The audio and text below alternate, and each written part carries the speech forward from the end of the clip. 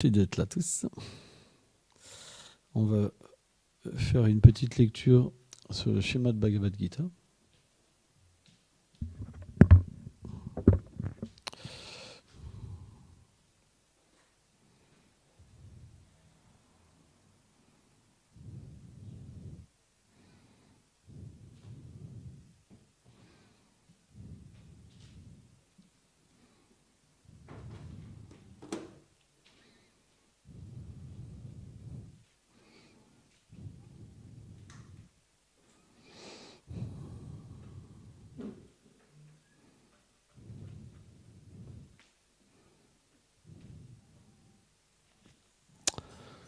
On va lire un verset du 16e chapitre, verset 23. Ya shastram vedim utsvijyam valtate kamakaratam natsatsidim avapnotim nasukam na param gatim. Celui qui laisse de côté les injonctions des Écritures révélées et qui agit selon ses désirs capricieux n'atteint ni la perfection, ni le bonheur, ni la destination suprême. Commentaire. Srila Vishvacharya Thakur dit : être dévoué au Seigneur est des plus favorables. C'est afin d'expliquer cela que Shri Krishna énonce ce verset qui commence par le mot Ya. Kama karata signifie agir capricieusement, ce qui mène une personne à une mauvaise vie. Srila Sridhar Swami explique qu'il n'est pas possible de renoncer à la concupiscence sans effectuer des activités spirituelles autorisées. C'est pourquoi Shri Krishna déclare que ceux qui rejettent ou ignorent les réglementations et les injonctions des écritures védiques, qui sont données pour le bénéfice de tous les êtres et qui agissent contrairement poussés par l'impulsion de leurs désirs, ne pourront atteindre ni la connaissance de la vérité, ni la libération de l'existence matérielle, ni la perfection de la vie humaine, cette perfection étant l'atteinte de l'amour de Dieu. De telles personnes qui transgressent par ignorance ou intentionnellement les réglementations des Écritures ne sont jamais en mesure d'atteindre le bonheur permanent et la paix. Srila Ramudacharya dit que de telles personnes n'atteignent jamais la perfection spirituelle et le but suprême de l'existence humaine, Param Gatim. Srila Vishvacharya Thakur conclut : seuls ceux qui sont théistes peuvent devenir des saints et atteindre la destination suprême, alors que les athées se dirigent vers une vie qui est, négative. Telle est l'essence de ce chapitre. Om Aganati Milandasya Ganam Jalam Shalakaya Shakshulam Iritam Jena Tasme Shigurave Nama Namam Vishnu Padaya Golanga Prestaya Lupine Shibhakti Vibudaya Bevalete Namine Namam Vishnu Padaya Krishna Pestaya Bhutale Shrimad Bhakti Pramod Puri Goswami Namine Namam Vishnu Padaya Krishna Pestaya Bhutale Shrimate Bhakti Silanta Sarasvati Namine.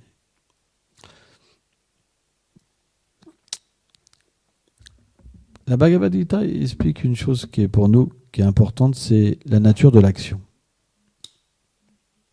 Parce que les textes, quand on les prend juste comme ça, avec trois mots, ils paraissent durs et sévères.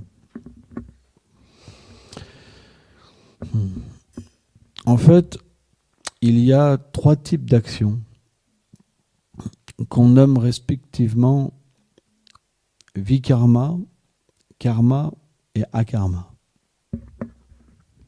Vikarma, ça veut dire les activités qui sont faites indépendantes des Écritures révélées.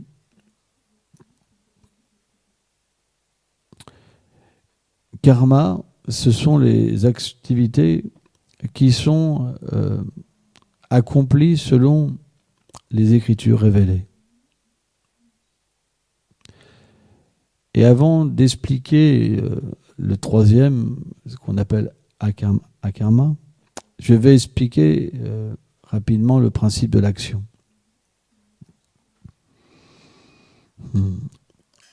Déjà, quelle est la nature de l'âme? Les écritures védiques nous expliquent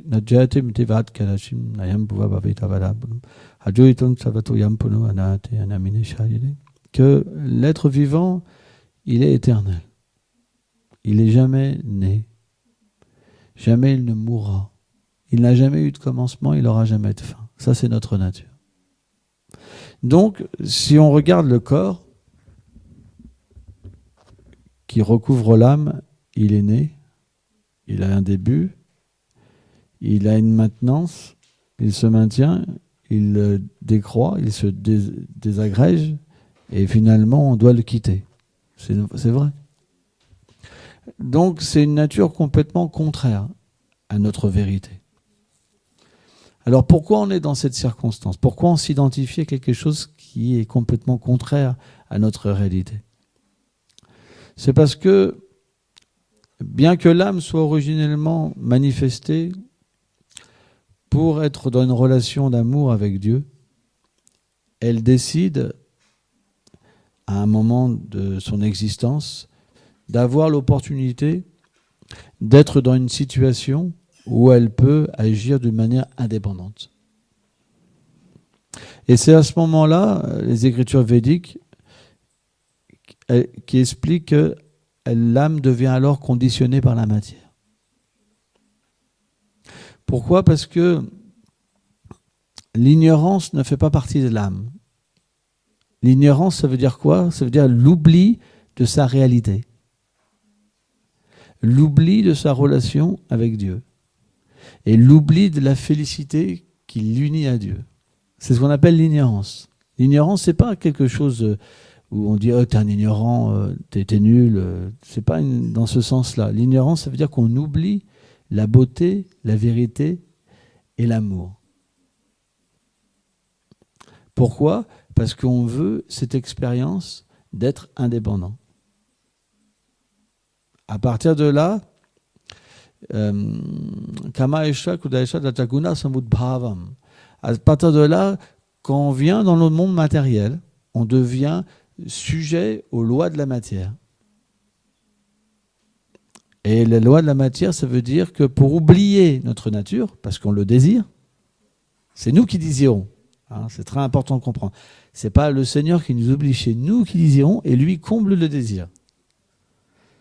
Et la Véda explique qu'à partir de là, l'énergie matérielle nous conditionne. Ça veut dire que c'est une énergie matérielle, elle est illimitée. Nous, on est tout petit, c'est insignifiant l'âme. Elle nous conditionne. Et par le moyen de l'ignorance, le tamas, le moyen de la passion, raja, et le moyen de la vertu, sattva, on oublie notre réalité éternelle. Et avec le fait de recevoir différentes enveloppes comme le corps subtil et le corps grossier, on devient identifié à la matière.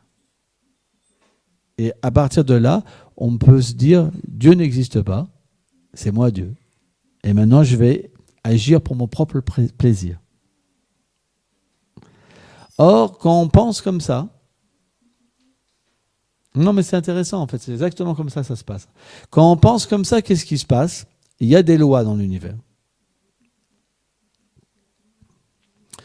Et ces lois, si on n'agit pas en suivant leur voie, quoi, leurs règles, alors naturellement, de la même manière qu'il y a des lois dehors, là, sur le permis de conduire par exemple, hein, vous avez des limitations de vitesse par exemple, et si vous dépassez la vitesse, le radar, pouf, il vous met une amende. Et après vous dites, mince, j'ai dépassé la vitesse, je suis idiot, quoi. Vous comprenez? Eh bien, les lois de la nature, les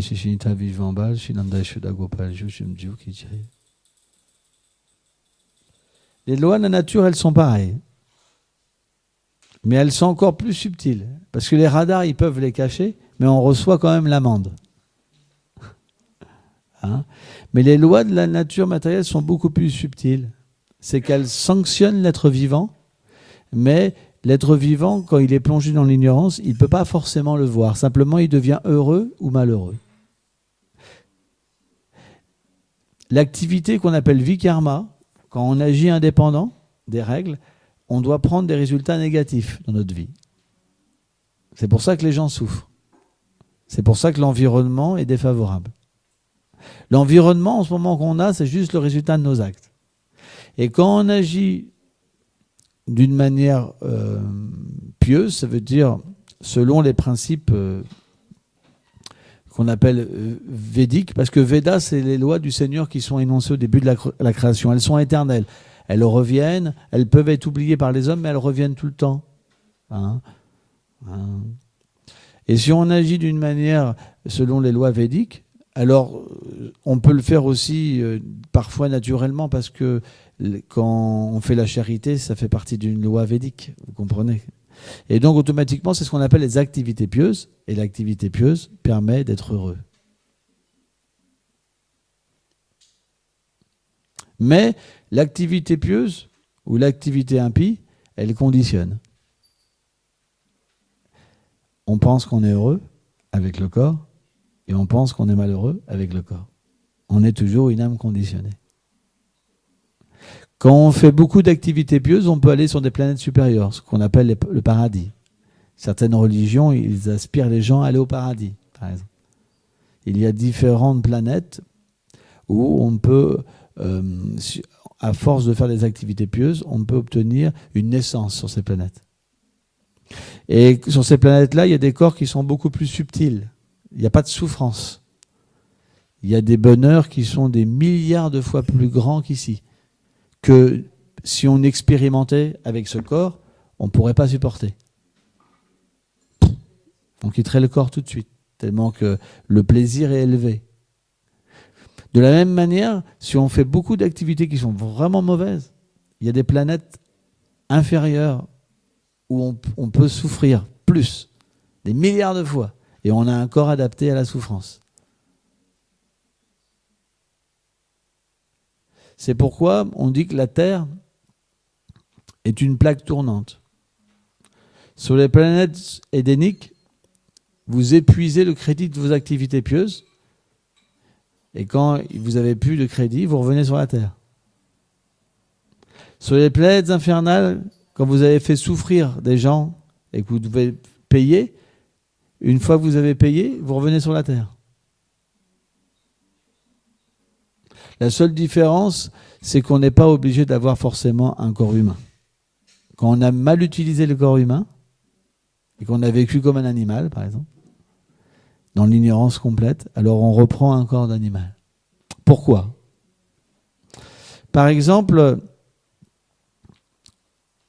il y a des corps d'animaux, par exemple, qui sont beaucoup plus adaptés à la situation de l'humain qui agit comme un animal. Par exemple, je vais prendre un exemple de la vie sexuelle. Si quelqu'un est très porté par la vie sexuelle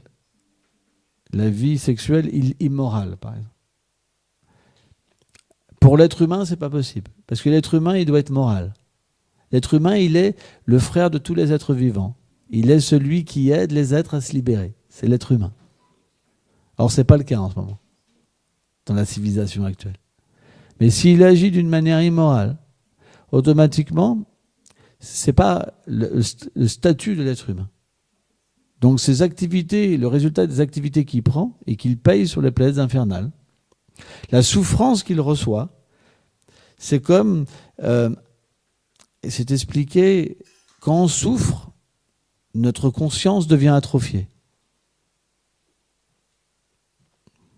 Parce qu'on ne peut pas prendre d'un corps humain un corps d'animal. Quand vous souffrez trop, vous devenez atrophié, une conscience atrophiée.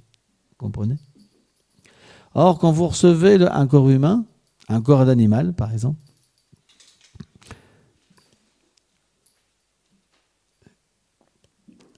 alors dans ce corps, c'est comme une libération.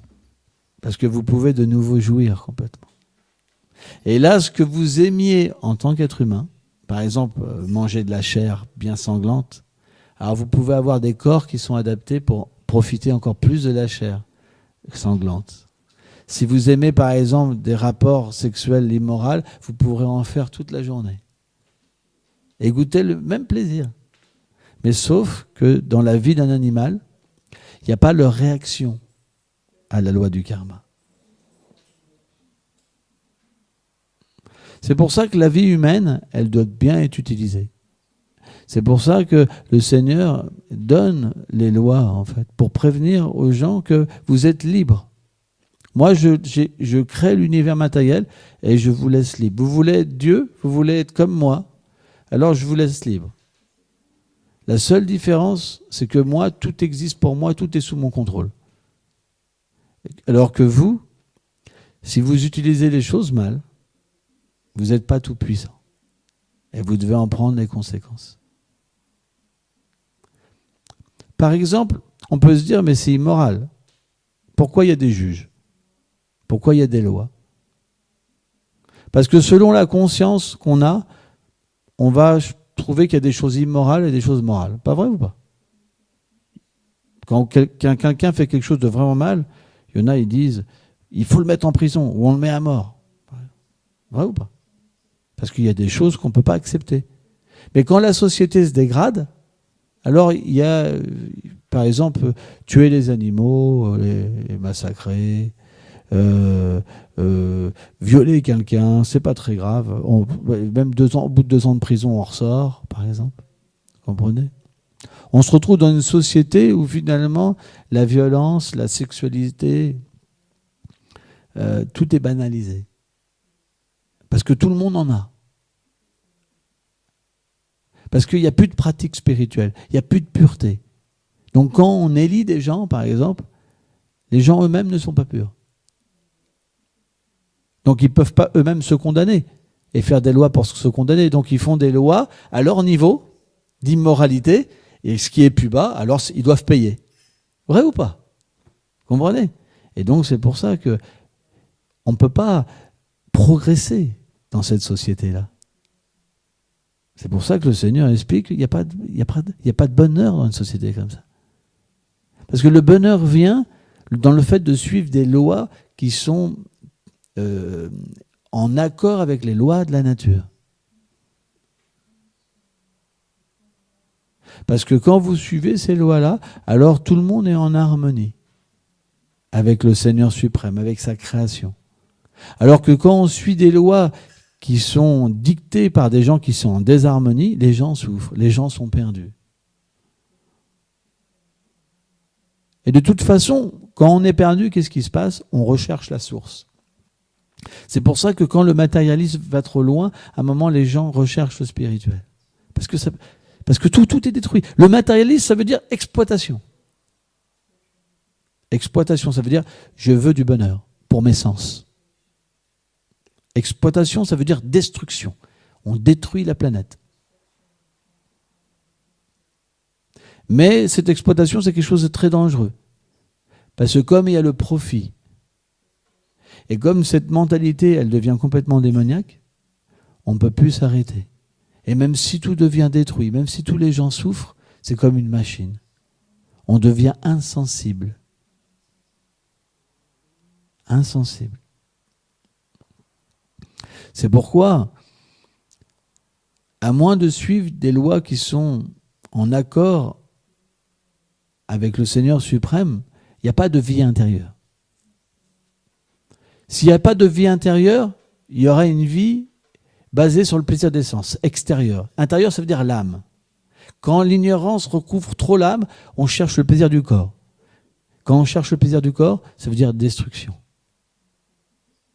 Il faut un téléphone, il faut ceci, il faut cela, il faut ceci, il faut cela. Ça augmente. Vous remarquez la société, il faut toujours un nouveau truc, tout, pour oublier notre nature éternelle. Et qu'est-ce qui se passe ? Les gens sont tellement malheureux. Et les gens se suicident.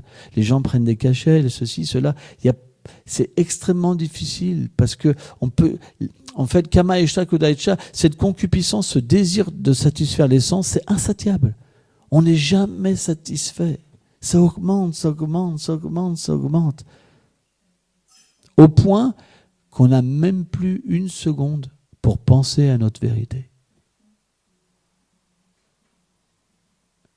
C'est pour ça que distribuer le savoir, c'est le seul moyen d'enrayer le malheur des êtres vivants.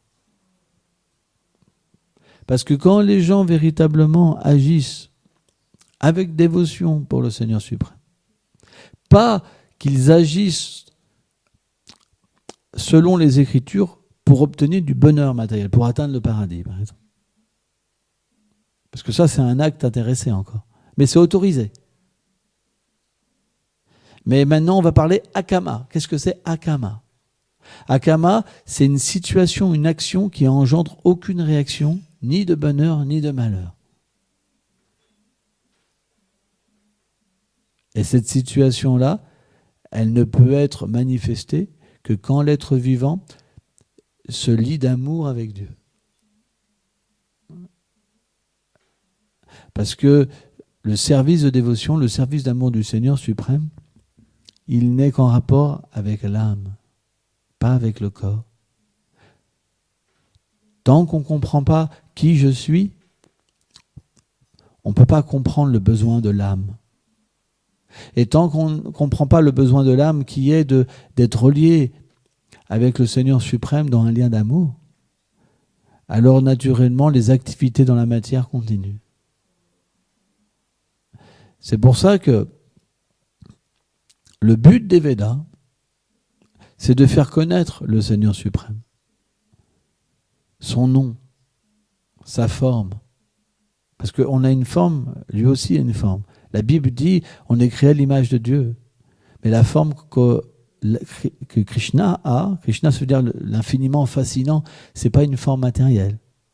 C'est pas une forme limitée. Et ça, c'est quelque chose qui est inconcevable. Parce que quand on parle de forme, on parle de matière. On n'a pas conscience que l'être a une forme aussi transcendantale. Et la transcendance, elle est complètement différente de la matière.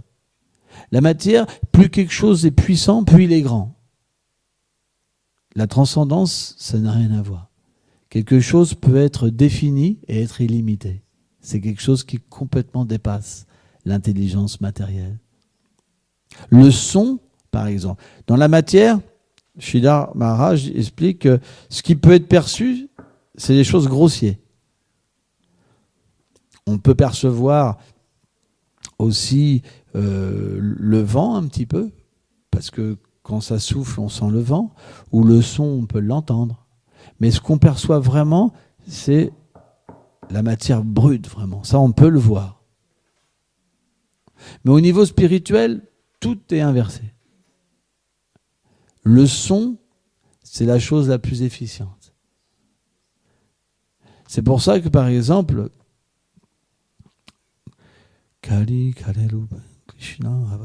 c'est pour ça que, en fait, dans cet âge-là, par exemple, on chante le nom du Seigneur suprême.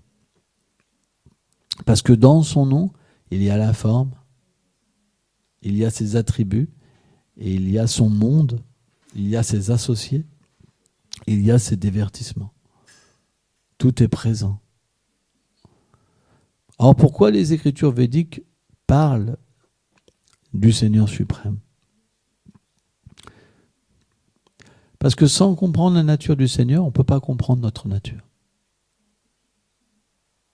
C'est pour ça que c'est le savoir le plus merveilleux. Rajavidya, Rajaguyam Pavitaminam Tamam. C'est le roi des savoirs. C'est la science la plus secrète. Parce qu'elle nous révèle le secret de nous-mêmes. La chose qu'on a oubliée.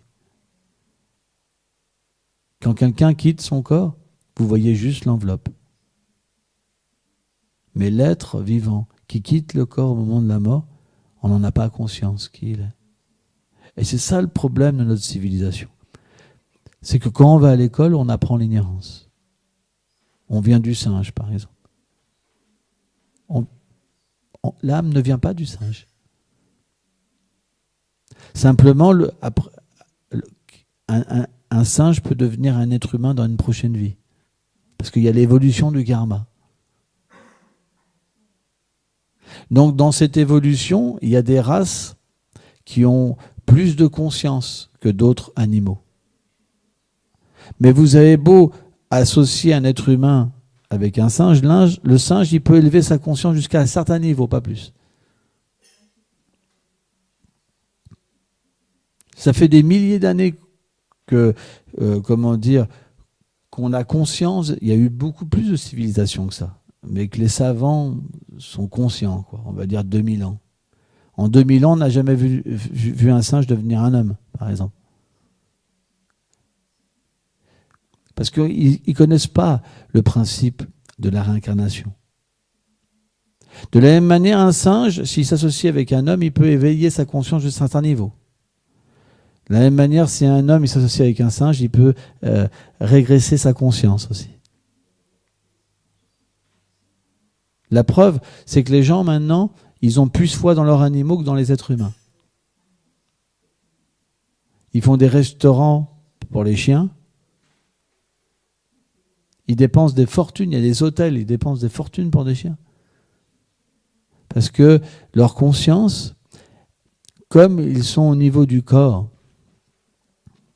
et que les rapports avec les êtres humains, c'est tellement difficile, alors ils placent leur foi, au lieu de placer leur foi dans l'âme et dans la relation éternelle avec le Seigneur suprême, comme ils n'ont pas de connaissances et qu'ils sont dans l'ignorance, ils placent leur foi dans un animal. Et vous voyez parfois les êtres humains ressembler à leurs animaux. Et c'est une réalité. C'est comme ça qu'on peut reprendre naissance en tant qu'un animal aussi. Ça veut dire qu'il y a des êtres humains, et c'est vrai, moi j'ai vu des articles, qui préfèrent être en tant qu'animal qu'être humain. Ils désirent déjà être des animaux. Et c'est une réalité. Moi j'ai lu des articles comme ça. Donc, le Seigneur suprême qui est dans le cœur des êtres, il comble tous les désirs. Si quelqu'un veut être avec lui, il le libère. Si quelqu'un veut être indépendant, à ce moment-là, il le laisse dans la nature matérielle et il doit lui-même, en fait, se régler selon les lois de la nature. Je vais encore revenir sur nos lois terrestres. Pas nos lois terrestres, mais les lois de l'État.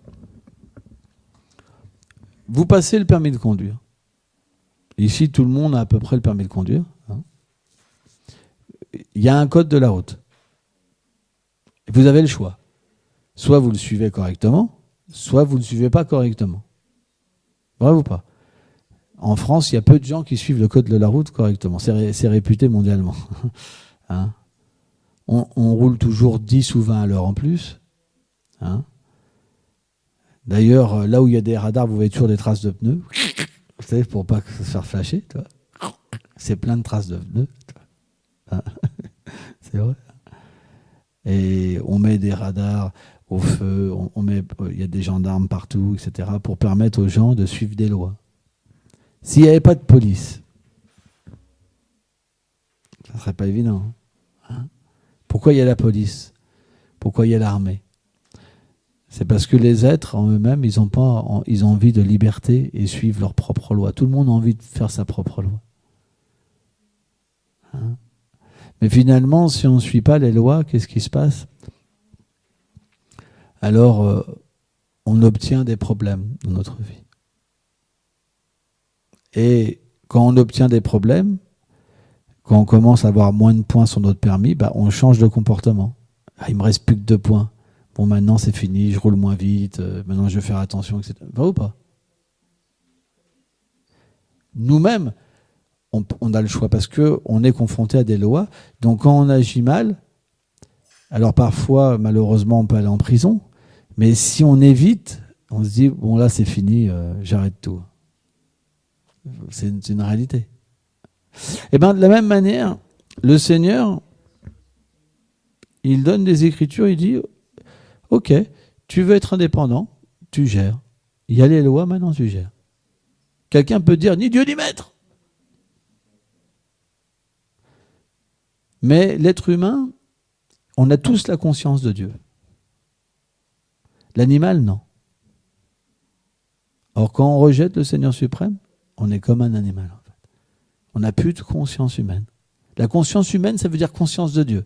Parce que l'être humain peut comprendre Dieu, pas l'animal.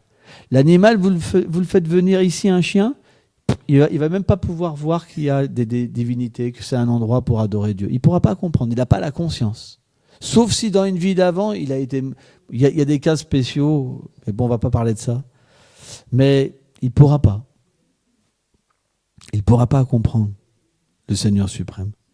Donc de la même manière, si on agit sans conscience de Dieu, alors on aura un corps d'animal dans notre prochaine existence pour pouvoir véritablement vivre d'une manière pleine l'ignorance. L'animal, qu'est-ce qu'il fait? Il se reproduit, il mange, il dort et il se défend. Qu'est-ce que fait l'être humain quand il n'a pas de conscience de Dieu? Il mange, il a des rapports sexuels, il se défend et il dort. S'il n'y a pas de conscience de Dieu, ça veut dire qu'il n'y a pas de rapport avec l'âme.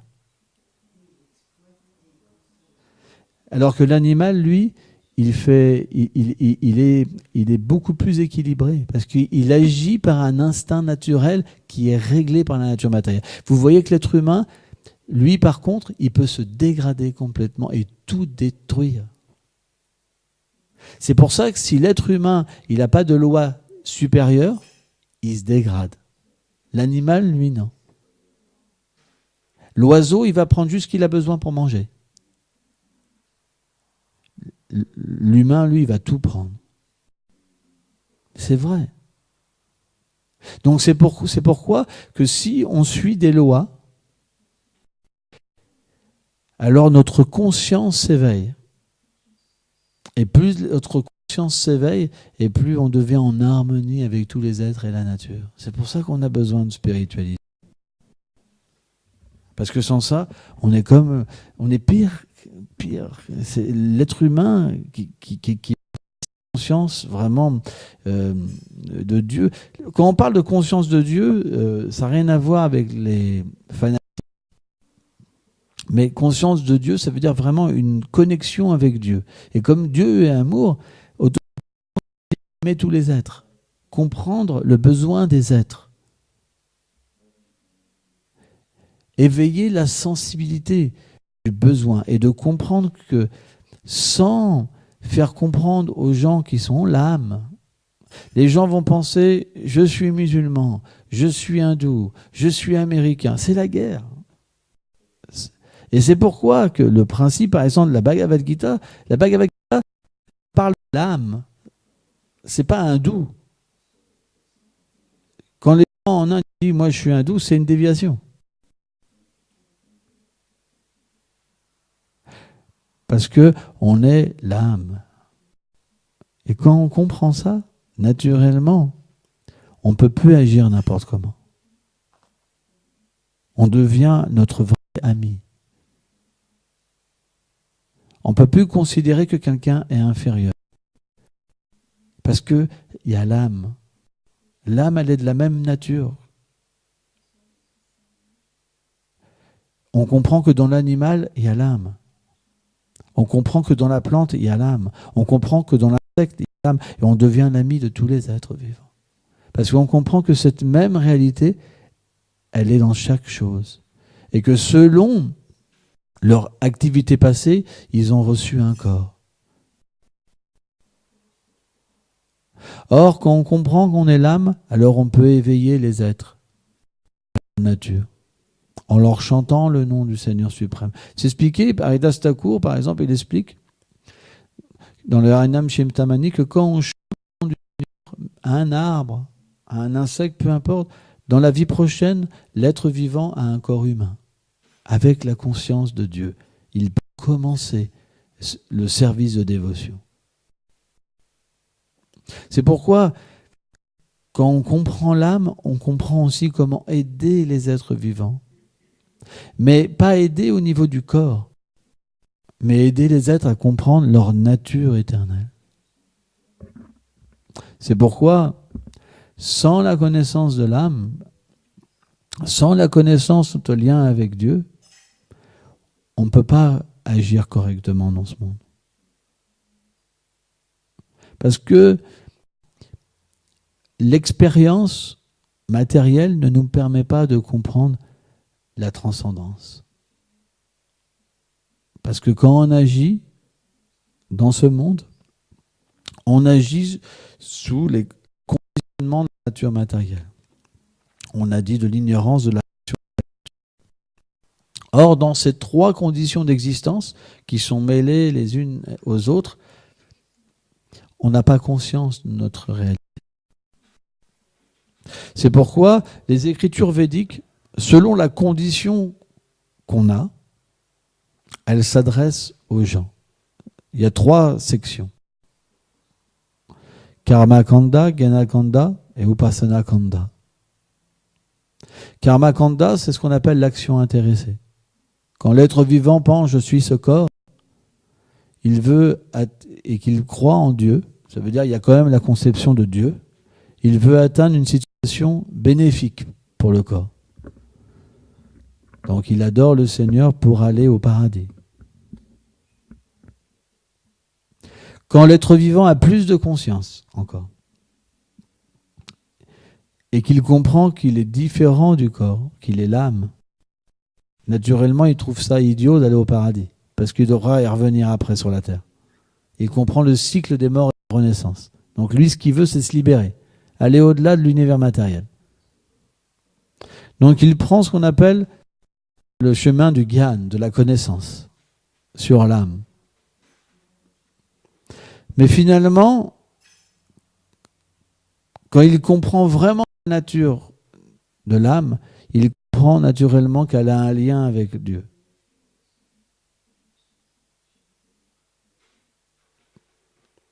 Et elle comprend que le but de l'existence, c'est de réaliser cette nature.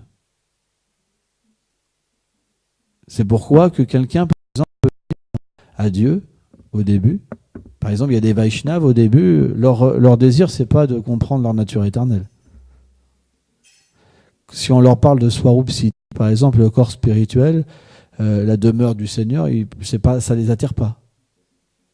Ils sont plutôt attirés par faire des activités pieuses, faire du bien aux gens, par exemple, donner de la nourriture, soigner les gens, faire des puits.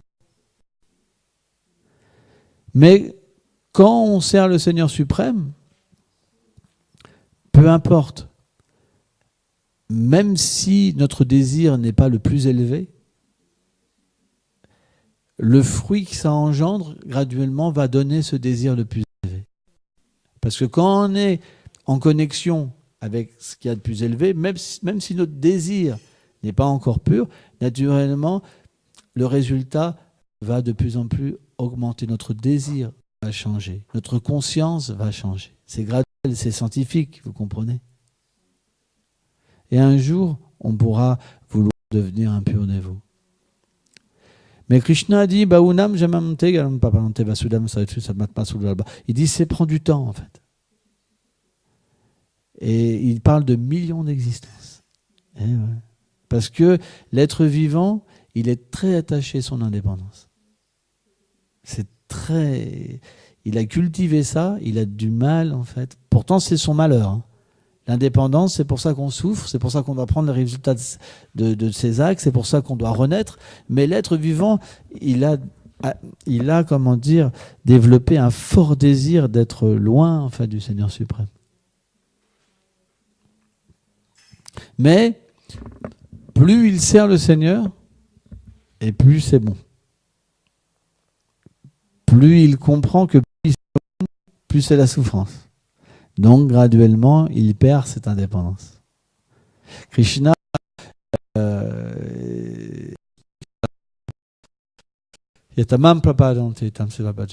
il dit, en fait, en proportion que quelqu'un vient à moi, je viens à lui.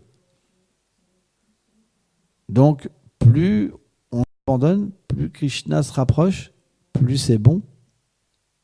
Et à un moment, alors, il n'y a plus d'indépendance. On veut simplement être avec lui et être dans un océan de félicité. Quelque chose qui est graduel.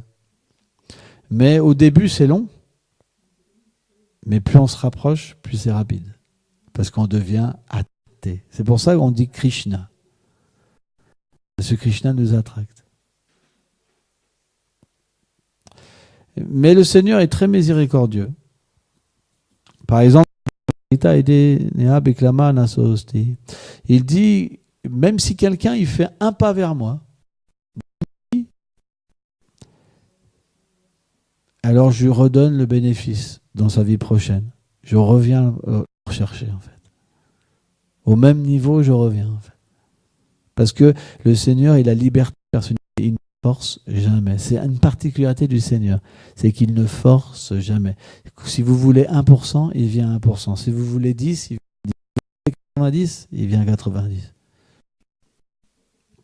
Et jamais il ne force.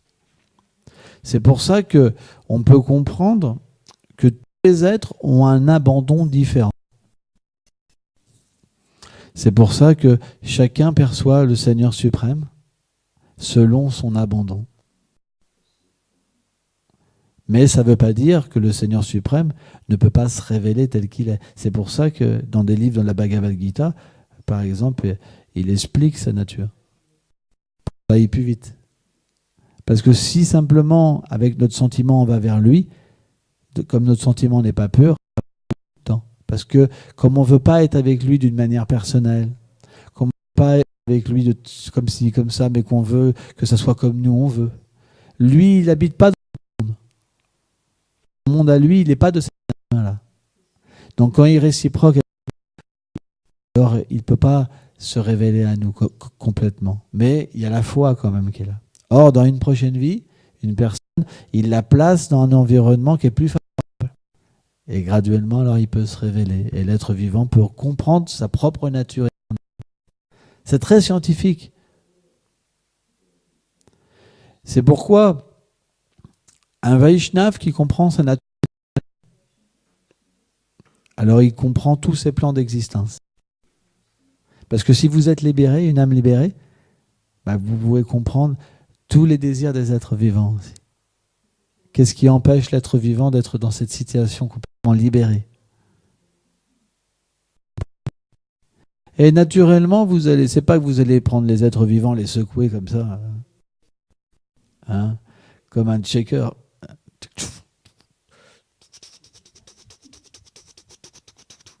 Alors, t'en as pas marre, hein?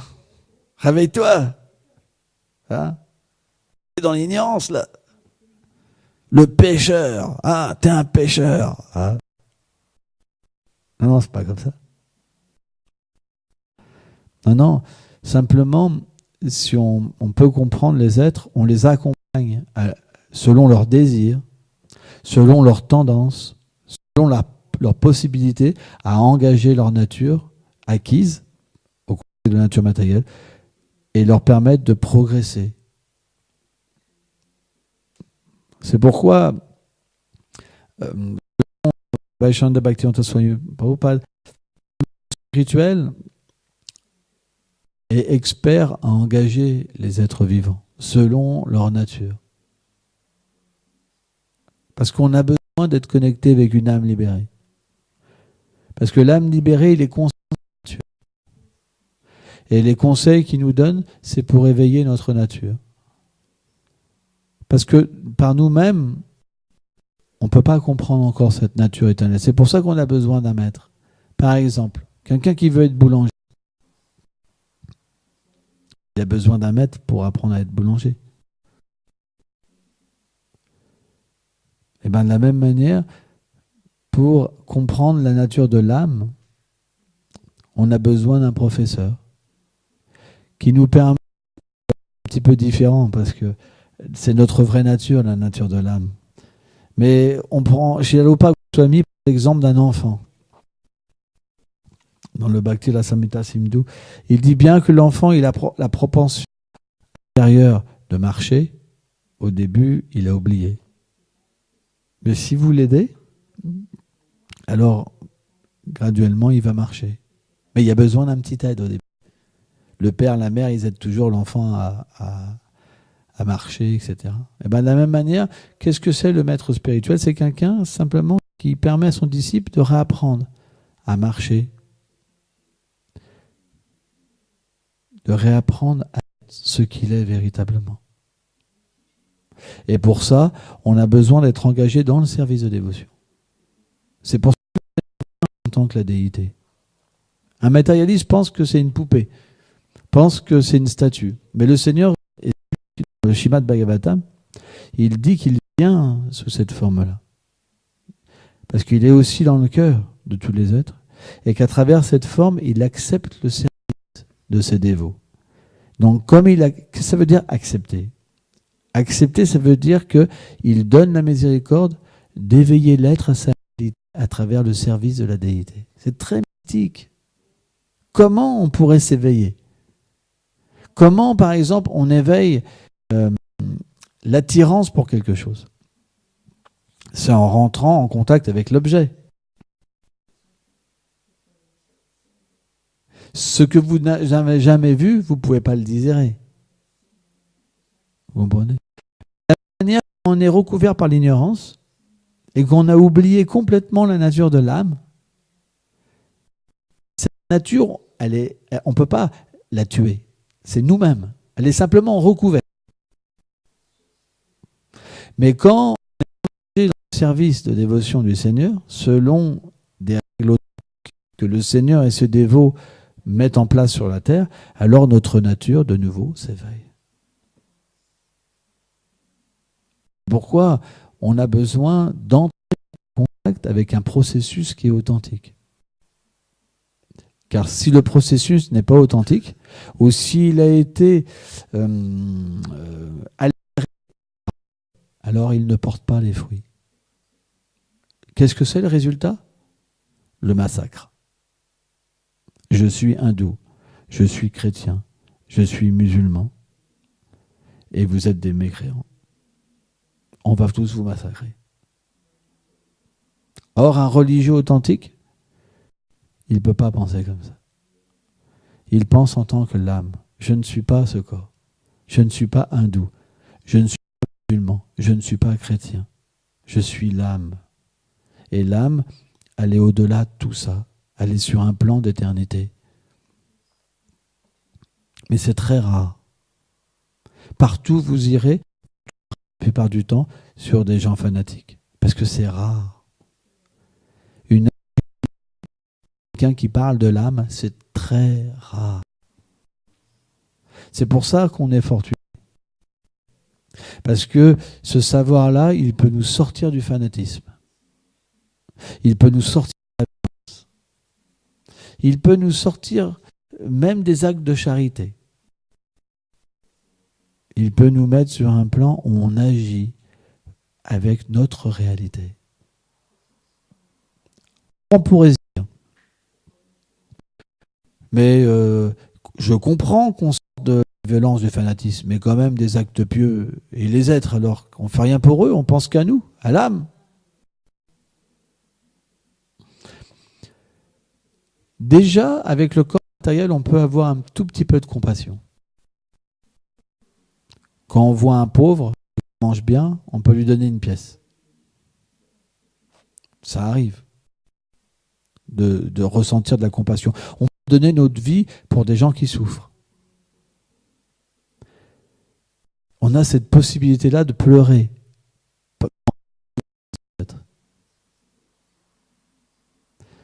On peut pas imaginer qu'est-ce qu'on peut ressentir quand on est libéré, qu'on est complètement heureux.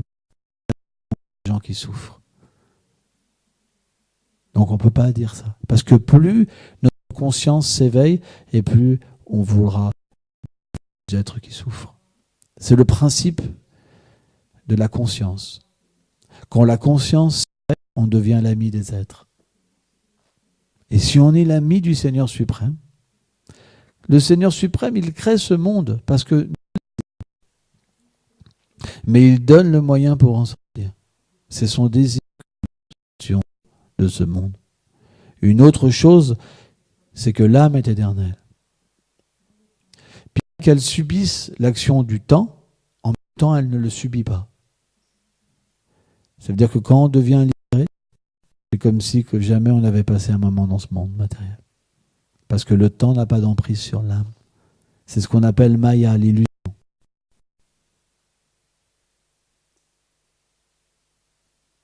bien ça fait des milliards de vies, un corps, en même temps, ce temps n'existe pas. C'est quelque chose de mystique, en fait. Parce que si on est éternel, ça veut dire que cette situation ne peut pas nous toucher. On prend l'exemple d'un rêve. On a deux vies, une avec le corps subtil en rêve, une avec le corps grossier. Quand on rêve, on passe d'un plan, et quand on parle de l'éveil, on passe sur un autre plan. Mais c'est deux vies, en fait. Mais quand on est dans un rêve, par exemple, et qu'on se fait attaquer par un loup-garou, on a peur. On vit un cauchemar. C'est terrible comme situation. Vrai ? Pourtant, quand vous vous éveillez, ça disparaît graduellement. Vrai ou pas ? Et bien de la même manière, quand l'âme s'éveille, alors tout disparaît. Tout ce que vous avez entendu avant et tout ce que vous entendrez après, ça ne peut plus vous toucher parce que vous êtes libéré. L'illusion ne peut plus venir. L'illusion des êtres peut plus venir simplement que libérer les êtres vivants. Et c'est ça le but de notre vie. C'est de se libérer pour libérer les êtres. Mais quelqu'un qui est emprisonné, il ne peut pas délivrer quelqu'un. Vous ne pouvez pas dire à quelqu'un, je vais te sortir de la prison. Le monde matériel, c'est comme une prison. Donc, c'est pourquoi on pratique une vie spirituelle. Parce qu'en pratiquant une vie spirituelle avec sérieux, alors quand on devient libéré, naturellement, on veut libérer les êtres. Et c'est pas qu'on est comme un illuminé avec une baguette magique en train de marcher dans la rue. Ah, je vais vous sauver. Ah, non, c'est pas comme ça. Vous comprenez ? Ils vont tous flipper. Ils vont vous amener l'armée, tout ça, avec des tanks. Non, non. C'est qu'en fait, vous voulez aider les êtres sur quelque chose de vraiment positif, adapté à la société. L'âme libérée, c'est quelqu'un qui voit les choses telles qu'elles sont. C'est pas un illuminé, vous comprenez ? Un illuminé, c'est quelqu'un qui vit en ses rêves. J'ai vu plein de spiritualisme. Il y en a, j'ai vu des anges. C'est que du rêve, quoi. Mais quand vous voyez il voit direct la vérité. Ça n'a rien à voir. Et c'est vraiment comme un être vivant. Ça ne crée pas des fous. Ça libère de la folie. C'est pour ça que toutes les choses sectaires, ils ne sont jamais apportés par des âmes libérées. Mais ils sont apportés par des âmes conditionnées qui pensent qu'ils sont libérés et qui créent quelque chose qui détruit en fait tout. Par exemple, au libération, ils vont abuser sexuellement des gens. Je suis Jésus. Il y a eu des scandales comme ça. Ou ils usurpent l'argent. Ils ont plein de défauts. Parce qu'ils ont un certain charisme, alors les gens acceptent leurs défauts comme c'est un divertissement, c'est normal, il faut bien qu'ils s'amusent un peu. Et on voit des gens, par exemple, comme Raphaël, qui sont des êtres terribles. C'est des pervers. Les gens, ils pensent que c'est des grandes âmes. C'est terrible comme truc. Et en fait, ça, c'est pas les âmes libérées. C'est des tricheurs, en fait. Il y en a plein. Dans l'âge de Kali, il y a plein de tricheurs. Comme ça. Un âge d'hypocrisie, où même au nom de la spiritualité, en fait, les gens exploitent les autres. Au nom de la spiritualité. Et naturellement, avec ces charlatans, en fait, les gens sont perdus. Ils ne savent plus reconnaître ce qui est authentique et pas authentique. Ils sont complètement perdus. Donc c'est difficile pour les gens de croire. Sridhar Maharaj, c'est une jungle. À chaque instant, il nous apparaît Dieu qui est incarné, une nouvelle philosophie, Les gens sont perdus. Mais si l'être vivant est sincère, alors le Seigneur, parce que le Seigneur est dans le cœur. Si véritablement on prie pour avoir la vérité, alors il nous fera voir ce qu'on doit suivre et pas suivre. On pourra comprendre, ça résonne en nous. Parce que c'est quelque chose qui va parler à l'âme, pas à la folie de l'être vivant. Hein? Pourquoi les paroles de la Bhagavad Gita d'une manière authentique? Chaque livre, on peut le comprendre d'une manière dure. Hein? Mais le Seigneur n'est pas dur. Simplement, il nous permet d'être libres. Parce que sans liberté, c'est l'esclavage. Si on n'avait pas la possibilité de se tromper, on ne serait pas libre. Donc vous ne pouvez pas accuser. Parce que vous avez envie de liberté. Liberté, ça veut dire pouvoir se tromper.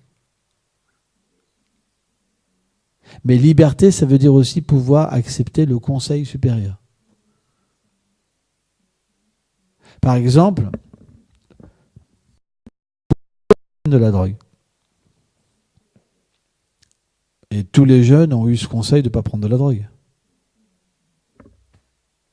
Moi, quand j'étais jeune, j'ai vendu de la drogue. Et pourtant, on m'avait averti qu'il ne fallait pas prendre de drogue ni vendre de la drogue.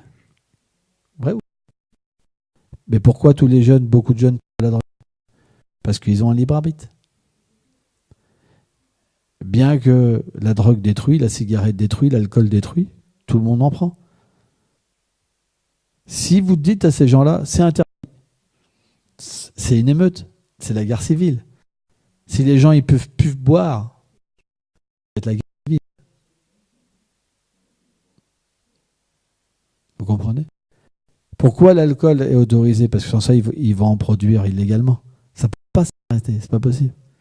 Il y aura toujours des gens qui voudront boire et s'arrêter. Parce qu'il y a le désir. Donc, vous ne pouvez pas accuser le Seigneur suprême. Parce que c'est vous qui désirez. Parce que lui, il donne selon la qualification des gens différentes écritures. Et selon les écritures, alors on peut diriger notre vie. Or, ces écritures-là, il faut les apprendre avec des purs dévots. Pas avec des gens qui ne comprennent pas, qui n'ont pas de relation avec Dieu. Pour ça, vous deviendrez des fanatiques. Et au nom de Dieu, vous aurez une vie infernale. Vous ferez souffrir les êtres et vous devrez souffrir beaucoup plus encore.